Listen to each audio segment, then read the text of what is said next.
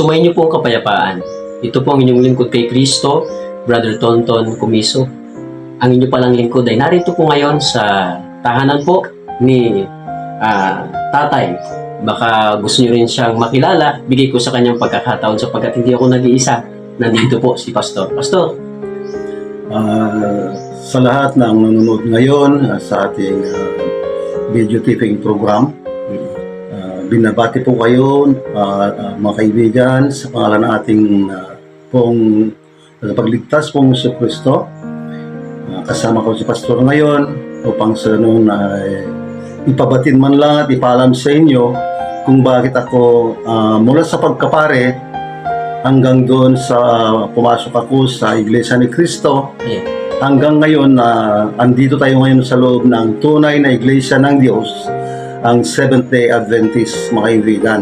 Kaya na-convert ako dito sa mga banal na talagang nakapagpaliwanag sa aking kaisipan na ang totoong aral pala ay andito sa loob ng Seventh-day Adventist. Kaya ang aking buong pamilya ngayon ay kasapi ngayon ang totoong Iglesia ni Cristo, ang Seventh-day Adventist, mga kapatid. Ayan, so introduction pa lamang yun mga kapatid Talagang kapanapanabik po mga kapatid ko kay Kristo. Yun po palang pangalan po ni Pastor. Ako, kung mayroon mang pastor sa amin dito, ako po, correction po, ako po ay brother. Pero minsan tinatawag din nila ako pastor kasi mayroon namang pinapastulan.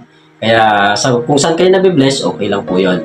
Pero po, bilang pagrespeto po dahil sila po ay nag-aral, ito po, si Pastor Donato Garcia, at para maipakita na rin po na meron po siyang patunay po tayo dito. Sila po ay na-invite dati dito po sa pinamagatang The Urgency of Church Planting. Ayan po. At ang nag-interview po sa inyo dito noon, ito pong may pinamagatang My Journey of Faith. Kayo po mismo ang sumulat po nito po. Ano po, Pastor?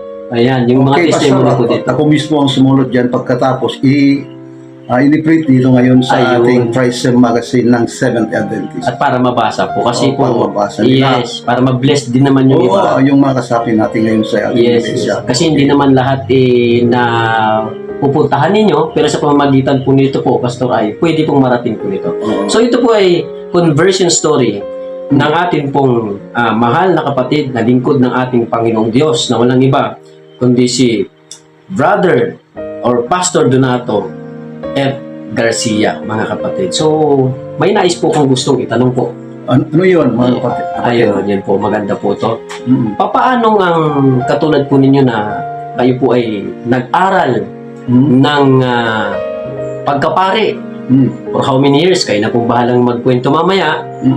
At sa pag-aaral ninyo, nakuha nyo pa ulit na mag-aral ng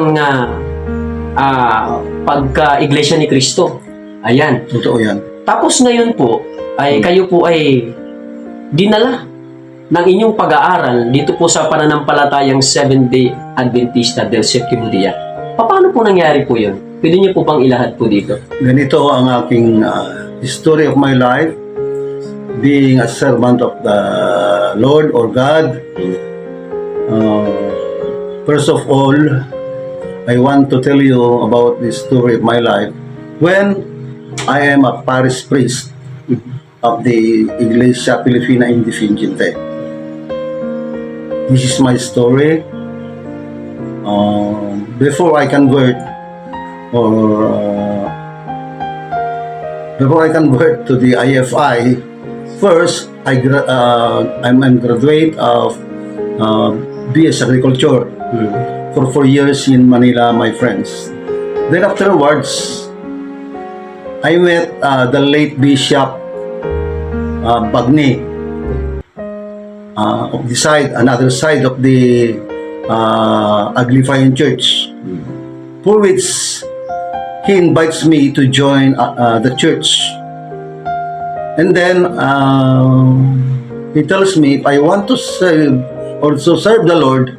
And I tell to him, if I said to him, and he said to me, from now on, you begin to enroll at the Monsignor Gregorio Aglipay Theological Seminary for the period of 4 years. And after 4 years, I finished my vocation as Reverend Deacon. Then he gave me the time, 1 year, to prove that I truly belong to serve our Lord, Pastor. So on that time, I finished 1 year as my the period for my testing, for my discernment to serve the Lord, my friends. And after that period, my friends, I received my ordination as a priest, my friends. So, I served the Aglipayan Church for the period of 13 years. Mostly, I spent my time at Barangay 5, Kaunayan, Pagod, Po, Ilocos Norte, and the whole province of Ilocos Norte as a full-fledged parish priest. Afterwards, for the serving of this said church, some friends of the Iglesia ni Cristo came here because they want again to convert me for the church. And I try my best again inside the Iglesia ni Cristo for 3 years. And after that time, my friends, Brother John Mendoza of the Iglesia ni Cristo went to me asking me to introduce myself. Then there, I introduced myself as a servant of God with the Aglipayan Church. So, he tried my best if I am qualified to this church. So, they gave me a document. Yes. What position asking to the higher brother of our Iglesia ni Cristo. Then, Brother Eddie Manalo. Yes. Then, at the inside, at the social hall of the Iglesia ni Cristo in Lawag City, Brother John Mendoza interviewed me. Then, after 1 hour, he comes like this to me, that I am fully qualified to the church. But, upon waiting, Pastor, for the proper recommendation, proper document, I leave the church that I'm not waiting the decision of the higher. And after 1 year, my friends, this is the truth. Pastor Neil Diaz, Pastor Rene Hugo, and Pastor Michael Duruño, they came to me inviting me for the every night evangelization of the Seventh-day Adventist Church. Then after 12 nights, for the crusade of this church that now I am belong, I am very impressed to join this church because nothing later, nothing church introduced me that truth and the truthfulness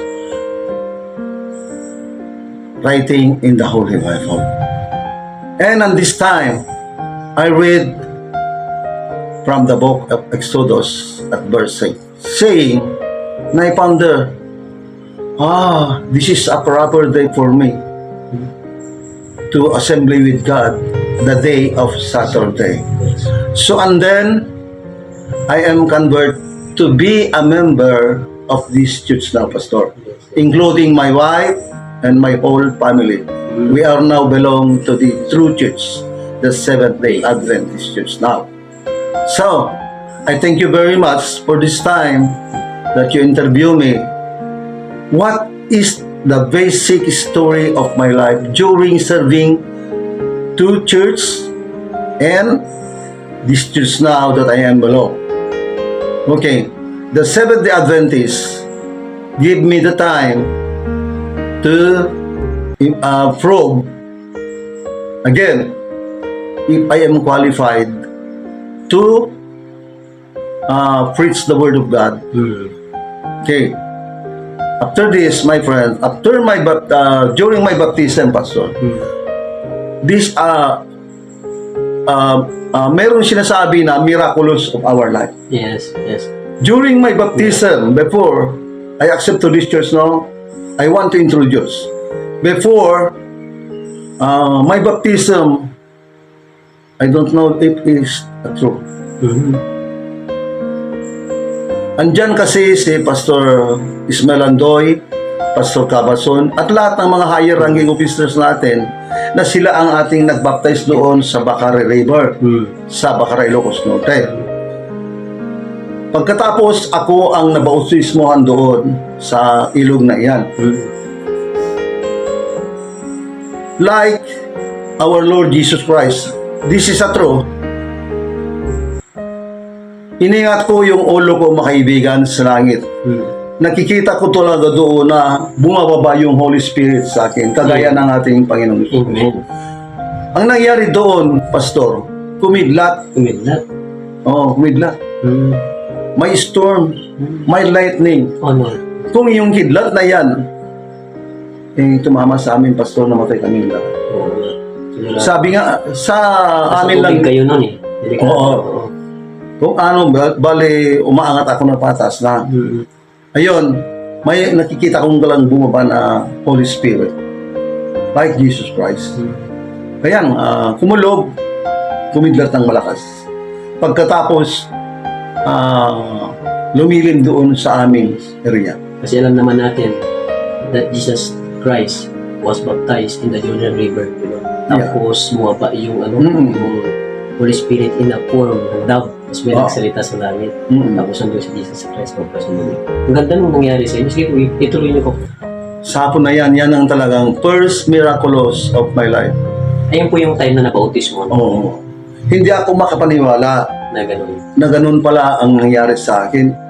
Kung talaga yung kidlat na yun, malakas sa yung kulog na yun eh. Wala na. Oo. Lumilin doon sa amin lang. Ngunit sa kapaligiran may lightning pa. Oo, may lightning. Oo. May kulog pa. Kulog pa. Sa aming kapaligiran eh, umiinit naman, wala namang ulan. At that time. Kaya sabi nga ni Pastor Andoy sa akin, lumakap pa, Miracle. sabi niya, Brad, ikaw ba si Jesus Christ? Uy. Ikaw ba si Jesus Christ? Kasi kaparehas mo yung namatay si Jesus Christ sa Calvary sa cross. Di ba ganun na kumulog, kumidlat? May pagkaparehas kayo kasi. Kaya tinatanong ko, kung ikaw ba ang Kristo ngayon na aming binautismuhan? Ang sabi ko sa kanila,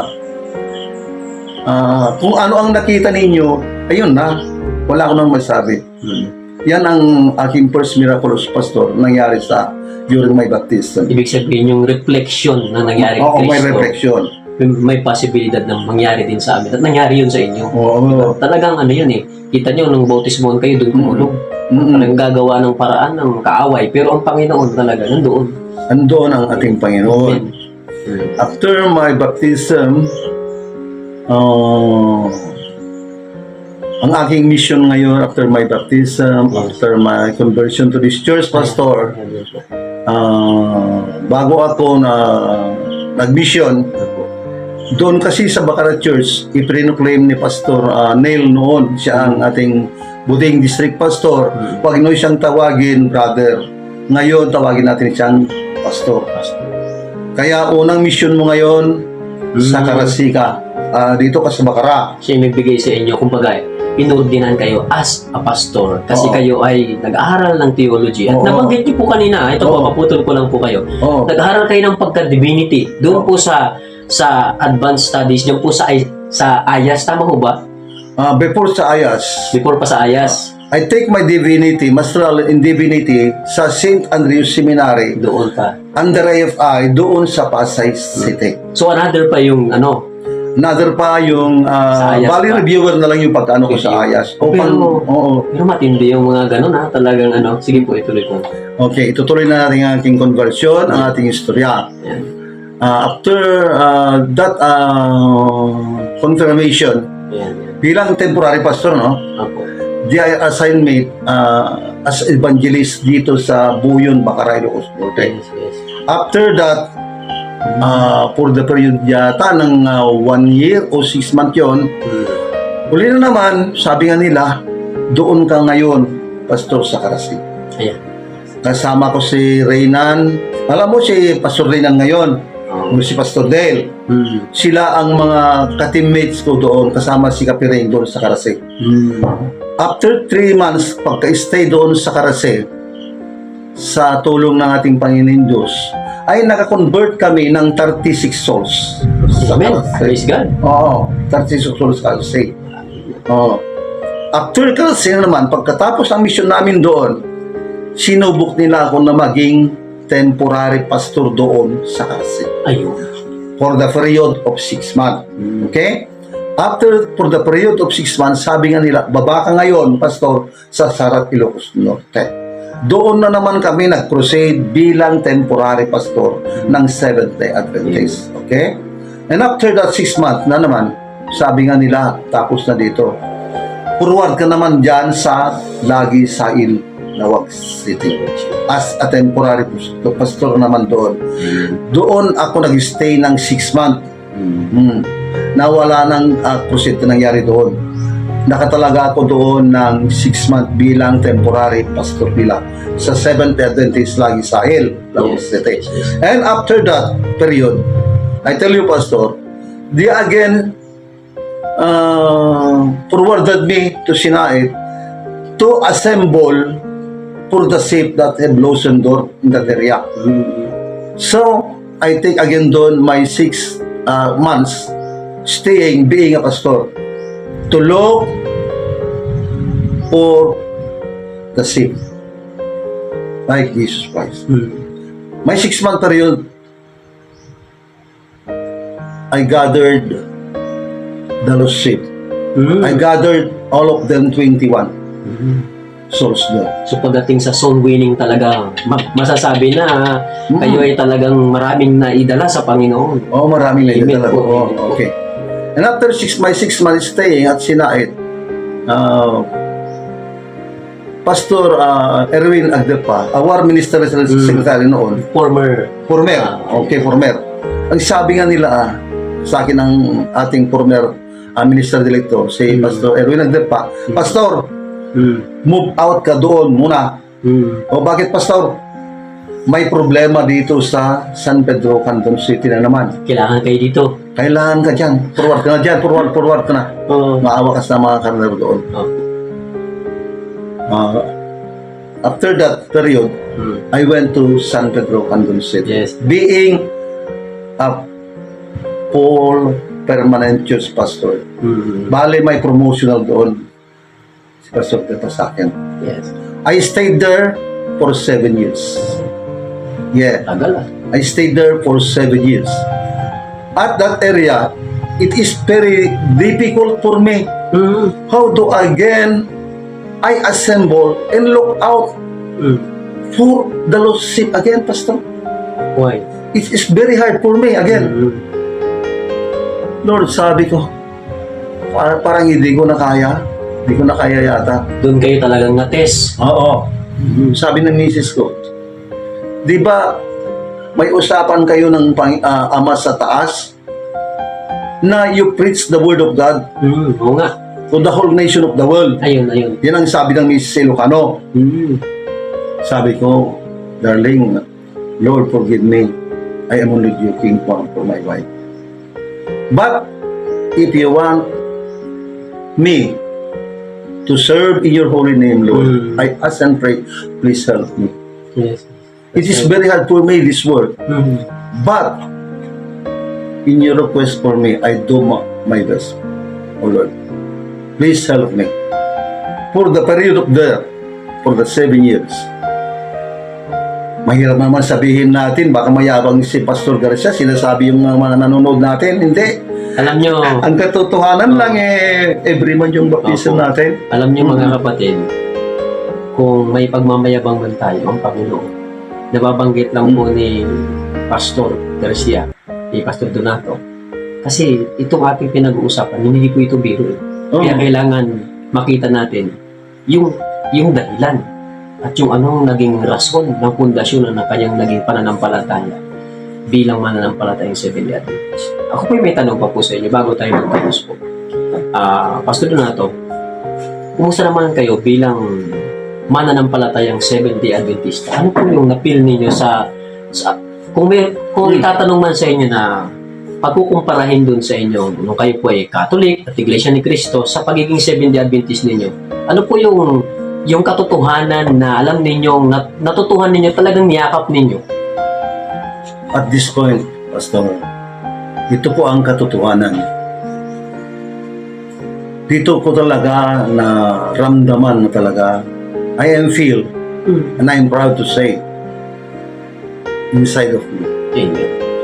Dito lang sa loob ng iglesia ito, na ngayong kinamilangan naming mga pamilya, na napipil namin talaga yung mga words of God. At salamat sa Panginoong Diyos. Kasi kung hindi siguro pumunta dito ang mga kapatid natin dito, baka na liligaw kami sa landas. Yun nga. Dito kami talaga nakikita namin na ito ang tamang iglesia na talagang gusto namin na last moment for our life. Yun. I want to die for this church and I want to serve for this church in God's help to us as one family. So, that God wants you to be. Yes. Mangyari po ito. Mhm.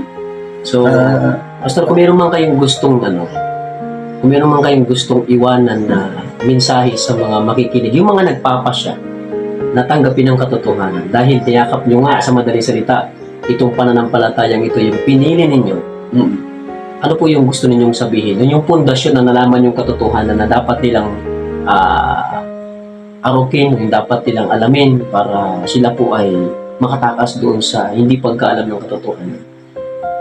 Mga kapatid kay Kristo, sa pag-aaral at pagsasaliksik sa banal na kasulatan, hindi biro-biro mga kaibigan.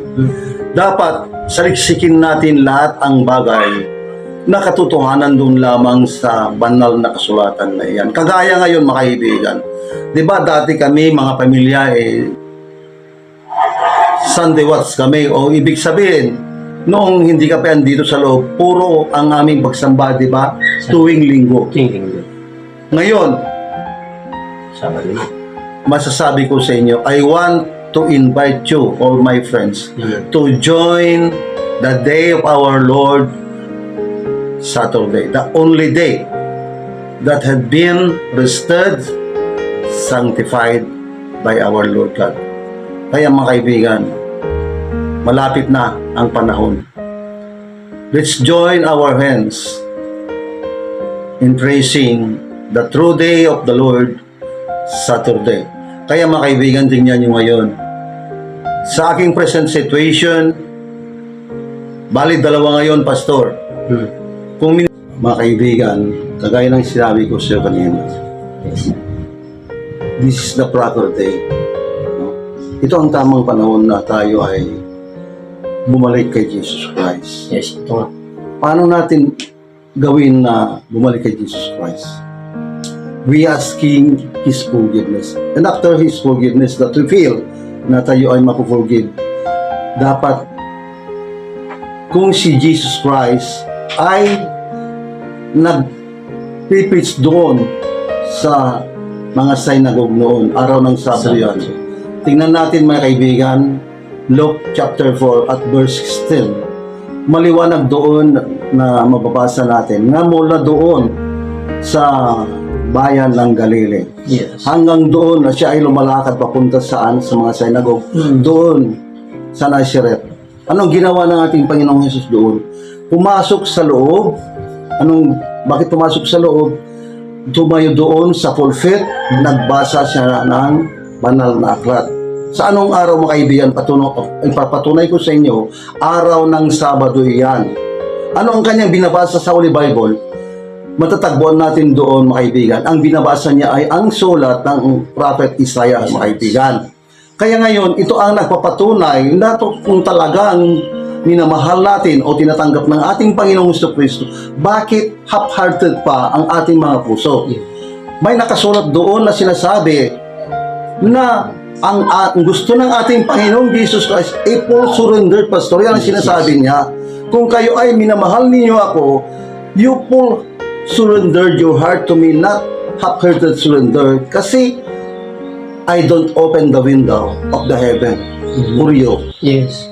Yan ang sinasabi niya. At siya may kakayahan nun. O siyang may kaya nun. Kaya ang sinasabi ko talaga, ipapatunayan ko sa inyo na wala lang ibang araw ng pagsamba na ginawa o nagpahinga ng ating Panginoong Jesus. Sabado lang yan po, mga kaibigan. Amen. Oh, yan ang katotohanan, Pastor, kung bakit kami andito ngayon sa loob ng Seventh Adventist Church. Dahil sa Sabat na to. Oh, dahil Sabat na Kasi ito. ang Sabat, mga kapatid, siyang nagpapakita na siya ang lumalang ng lahat ng bagay. At ang Sabat na nagpapakitang yun ang ating Panginoong Diyos, mga kaibigan at mga kapatid kay Kristo. Kaya habang may Sabat, mga kapatid, yun ang nagpapaalala na may Diyos na lumalang at nagmamahal po sa atin. Katulad po ng ginawa niya kay Pastor Donato, mga kapatid ko kay Kristo. Kaya po, nakakalungkot lang kasi po yung mga kaibigan natin at mga kaibayo sa pananampalataya, kung punahin nila bakit nangingili ng Panginoong Hesus at mga Sabadista tayo po, mga Seventh-day Adventist, ng Sabat ay parang ganun-ganun na lang. Pero ang hindi po nila alam, mga kapatid, nakalagay din po ito sa banal na kasulatan. Kaya po, Pastor Donato Garcia, ako po ay masaya na kayo po ay maimbitahan ko at makadaong palad po sa ganitong klaseng pagtitipon na may kinalaman kung paano po may tataas natin ang ating mga kapatid sa Panginoon. Ito ang katotohanan, Pastor. Gusto ko lang ipakita sa inyo Yan. kung bakit na-convert ako bilang Seventh-day Adventist. Dahil sa aklat na ito na galing mismo ng General Conference ng Seventh Adventist Church. Ito ang sinasabi dito na open secrets. Yes, yes. Dito talaga na open yung sekreto na gusto kong malaman tungkol sa talagang pag-ibig o pag-serve sa Panginoon, Pastor. Sabi nga nila, may malalaman kayo sa labas na hindi nyo pa nalalaman dito. At ngayon nyo lang nalaman. Oo. Isa na dito. Oo. Ayan. Ano po bang nilalaman ito? Pwede ba kayo magbigay kahit na maiksing ano lang? Ano? Dito, mga kaibigan, nababasa natin yung talagang ang binasbasa ng Panginoon Sabado. Andito sa lubay, kaibigan, hindi ko na mabasa ito. Saturday. Ito ay mga karanasan ng kapatid nating Amerikano at Amerikana ng mag-asawa na tuwing araw pala ng Sabado nagsasama silang mga kapamilya na pumunta sa church. Saan sa church, mga kaibigan? I want to tell you what is the church. Ano kaya church yun? Ang kanilang pinupuntahan na church, lalo doon sa England, Pastor. England. Andun sila. Andun sila. Ang totoo ito pa, Pastor, ang pinupuntahan nila doon sa Tennessee natin. Ang ating, Nakasulat at dyan. ang ating church sa Tennessee. Tennessee. Oo. Itong mag-asawa, mga kaibigan, tuwing Sabado, kasama ang mga kapamilya nila, nag-iisa sila na nagsasamba. Ano pang gawin natin? Maglinggo tayo o magsabado tayo, mga kaibigan? Kung gusto ninyong talagang makamtan talaga yung pangako ng ating Panginoong Jesucristo, I will invite you all, everybody, my friends, to convert now yourselves to the true day that, like me, Amen. every Saturday, I am enjoying to serve God Amen. in that Holy Saturday, mga kaibigan. Sabi ko nga, pag ako'y nagko-crusade, pagdating ng araw ng Sabado, diyan namin kayo iniimbitahan sapagkat ang araw ng Sabat, mga kapatid, ito ay pinagpala, binasbasan, ipinangilin at ibinukod ng Diyos para ang kanyang bayan ay sasambahin natin ang ating pong Panginoong Diyos, mga kapatid. Kaya ako, thankful din po ako kasi hindi lang dahil dun sa nangaral sa akin kaya ako nagpapasalamat, kundi talagang gagamit talaga ang Panginoon ng paraan, unang tao para malaman natin ang katotohanan. Just like ang ginawa po sa pagbabagong naganap po sa buhay po ni Pastor Donato. Pastor, bago tayo magtapos, kung meron man kayong maiksing mensahe na gustong iwanan po sa mga nakikinig po, ano pong mensahe po yun? This is my final message to you, mga kapatid. Yan. Sabi ng ating Panginoong Jesucristo sa atin, no other mandate. Jesus Christ given to me and to us. What is that mandate? May nagsasabi doon, oh, how I love Jesus. My friends, ang tanong ko sa inyo, do you love Jesus in your heart? Yes. Yes. But, sa mga iba mga kapatid, laging tayong pumupunta sa ating mga churches, Anglican Church, Roman Church. Lahat ng mga denominational, ang masasabi ko po dito, kung talaga tayo ay maniniwala at mananampalataya mga kaibigan, bakit hindi tayo sumunod sa ating Panginoong Hesukristo? Yun. Jesus Christ is a Sabbath keeper, Pastor, di ba? Yes, yes. Sabado naman ang araw ng ating Panginoong Jesus na pagsasamba, di ba? According to Luke chapter 4, Oo. Wala tayong may ibang mababasa sa Holy Bible na Saturday. Saturday si Jesus Christ is Sabbath keeper.